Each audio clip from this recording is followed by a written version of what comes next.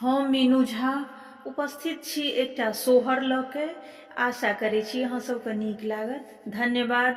जय मिथिला, जय मैथिली। उतरहि साओन चढ़ल भादव, चहु दिस कारी रे। उतरहि साओन चढ़ल भादव, चहु दिस कारी रे। ललना रे रिमिक झिमिक मेघ बरिसत, बादल हरखित रे। ललना रे रिमिक झिमिक मेघ बरिसत, बादल हरखित रे। देवकी दर्द व्याकुल, दगड़िन चाहिए रे। देवकी दर्द व्याकुल,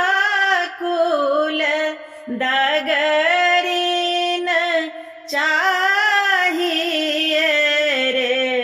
ललना रे गोकुल निकट एक नगर, तहाँ बसुदगड़िन रे। ललना रे गोकुल निकट एक नगर, तहाँ बसुदगड़िन रे।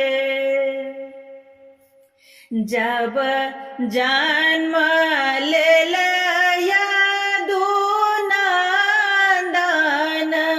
बनहन खुजी गेल रे।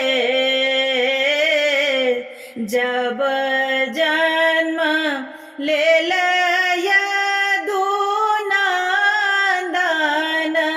बनहन खुजी गेल रे। ललना रे खुजी गेल वज्र के बार, पहरू सब सुतल रे। ललना रे खुजी गेल वज्र के बार, पहरू सब सुतल रे। माथ मुकुट कर कंगन, डाँड़हि घुंघरू बाजू रे। माथ मुकुट कर कंगन, डाँड़हि घुंघरू बाजू रे।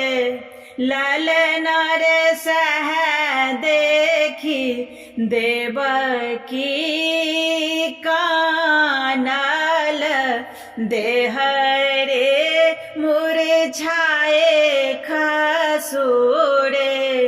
ललना रे किया दैव देलने बालक, जे कंस हारी लेलने रे।